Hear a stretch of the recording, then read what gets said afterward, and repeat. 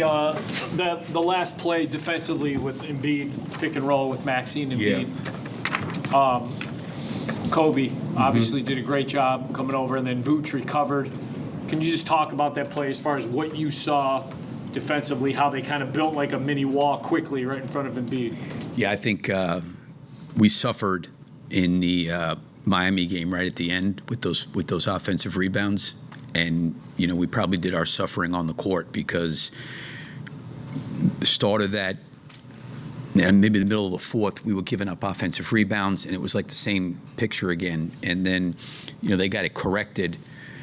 And Vooch did a great job in the coverage. Kobe was there for support, right? And then Vooch was able to get back. And then even when Embiid put the ball up on the glass, the play's not over, with his size and length. And then DeMar to have the wherewithal to kind of go up and grab the rebound.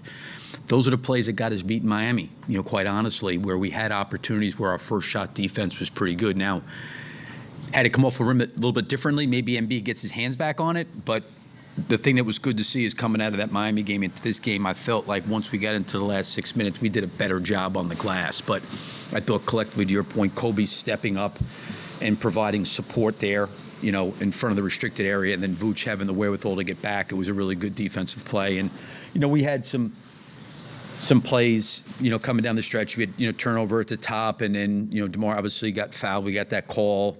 They were jump switching matchups. They put Embiid on Patrick a little bit. They were moving him around. They wanted to keep him away from having to be in any actions. And sometimes I got to help those guys see a little bit more of those things in the moment of what's happening, of how to kind of get certain guys in actions. But we stayed with it, and the stuff that we could control, in terms of what you mentioned, the pick and roll coverage at the end, Kobe's step up, and DeMar's rebound, and Vooch's recovery. I mean, that's what you got to do. The last couple of offensive possessions, obviously DeMar has the ball in his hands. Are you okay with him just going ISO like that, or would you like to see him be ready to create a little bit more, especially with how hot Kobe was? Yeah, I mean, I think that was one of the things. Kobe had that one play, and he kind of looked. I was trying to get the floor manipulated for him. He actually got it back to Vooch one time and made a big three, and this was probably maybe inside of 4 or 5 minutes. And then Kobe kind of came off that double pick and roll, and he tried to split it, and he lost it. The thing with DeMar in the spacing, to me, it's the ISO part. To me, is not always about him ISOing. A lot of times when teams send people to him, it actually frees things up. So it's not so much him always just looking to shoot as much as it is, okay, where's the help coming from and who am I going to create an advantage for? And then obviously he was able to get to a spot and get Harris up in the air. And Harris did block one before that. But I do think that, Alex did a good job. He ran Maxey up into some screens one time. But we can be better at recognizing those situations in the moment where, as much as you're trying to call it off the sidelines and it's loud and a lot of emotions, we can get better at handling, okay, here's the actions we need to be in this situation. And I was trying to do that. And Kobe recognized it one time. He said it to me, I should have kept the other guy down and not brought 2 screens up there. And he was on it right away. But the part for DeMar in those situations is making sure he has outlets to pass to. I thought our spacing was okay, which was fine. It gets really tough when he's in those situations with limited spacing, and now he's forced to shoot the ball, where he did a really good job. I ran somebody at him, I think, at the end of the third quarter, and he found Javon Card. He's willing to pass it, but it's just more the spacing part of it for us. 6-3. I think in the last 9 games, you just finished this 2-1 road trip. What do you feel like you all are right now? Do you feel like these guys are figuring things out? How do you see this group coming together? Well, the Milwaukee game on Milwaukee on the road was a tough one in overtime. We gave ourselves a chance. That was a hard loss. And then the other night against Miami, we had certainly our opportunities and some rebounds and, some plays we just didn't make, late in the game. So, of those 2 games, you feel like against, 2 really good quality opponents, you're right there. And I think, obviously, Philly is an elite team, in the Eastern Conference. I know Miami wasn't whole, either were we when we played Milwaukee at home, the overtime win. We've competed well against the better teams. It's just a matter for us, can we play and continue? And I think we're starting to see more consistency. The ups and downs of the game are going to happen. They happen for every team. But I like the way we're responding back. We get down by 15 against Miami. We cut it to 1 at the half. You know, we get up in the third. We go into the fourth, down 11. We take the lead again. Like, that's the kind of fight back you want to see. Up by 11 tonight, you know, they're going to kind of come fighting back. They come all the way back and tie it up, and we kind of go up by 6 or 7. They come flying back at the resiliency and the toughness mentally to kind of keep pushing through that. If we can keep building that, that's where I think your consistency comes from. Bailey, you mentioned the resilience and the toughness, but following up on Darnell's question, this is an extremely sustained stretch of play where you guys are clearly a more competitive team. Could you distill 2 or 3 things that are standing out to you, whether that's assist total, balanced scoring? You had 6 in doubles tonight. 2 or 3 things that stand out to you from this stretch. I think the number one thing, the most important thing, is a group that's out there, 5 guys connected.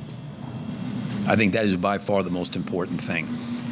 And if you don't have that, and the talent level is equal, or you are undermanned, and your talent level is less, you have 0 chance to win. None. So I think the most important thing is the connectedness of the 32 assists, the sharing the basketball, the moving the basketball, the covering for each other. Joe mentioned, you know, the pick and roll coverage with Caruso and Io, Kobe being there to support Vooch and Alex. The extra passing, you know, the rotations, the taking charges. Those are all things that, to me, are about being connected. And I just believe the more connected you are as a team, that, you know what, I don't want to let this guy down next to me. I got a responsibility to him. I think we're starting to at least get to that, you know, part where you can feel that. And like I said, I like the way they were after the Milwaukee game on the road and after the Miami game the other night. Like, when I say, not that I want to see them there, but like, there was like genuine hurt. Like, there's been some games this year, quite honestly, we have no reason or no right to be upset after the game, because we just didn't give ourselves a chance to win, you know, by doing the things that were necessary. But when you fight like they did against Milwaukee on the road and then Miami and you come up short, that hurts. But then you got to look at, okay, what do we got to do better? And it was encouraging for me to see the fact that we got hurt on the glass late in Miami and we were able to do a better job tonight. So to me, I thought that was some growth. But the connection would be the number one thing I think is the most important thing. Where do you think Vooch is right now? I talked to him the other day and I kidded him about being, just look more like Orlando Vooch. Mm-hmm. It just seems like, even if he's not getting assists, he's getting hockey assists. It just seems like his decision-making is quicker, everything's quicker. And I don't know if it's because he's getting more touches, so when he misses shots, he's not taking that on the other end because he knows he's going to get touches again, or, you know, what is it about him that you're seeing that's different the last 3 weeks? I think we're playing faster, and I think the ball's moving better. And I think he is a guy that functions very well in that kind of environment, because it's like, there's times, like I've told him, where he's gotten the ball in the post on a switch against a guard, and he throws it right back out because someone's open. That's just the way he plays. Where I'm like, Vooch, you got a guard on you. He said, yeah, but he's wide open, you know. So he just plays like that. I think the faster we play coming down the floor, there's bodies off of him. He can screen. He can slip into the pocket. He's really smart. They were trying to keep everything pressed on the side tonight. He was running in and bumping back. And when he gets in those spaces and we can make quick decisions and the ball finds him, he's really good at getting it to the second side, to the next side, or kind of what you mentioned with the Orlando thing, where he's kind of like really able to facilitate and get a lot of things into the game. Thanks, Thank you. Thank you. All right.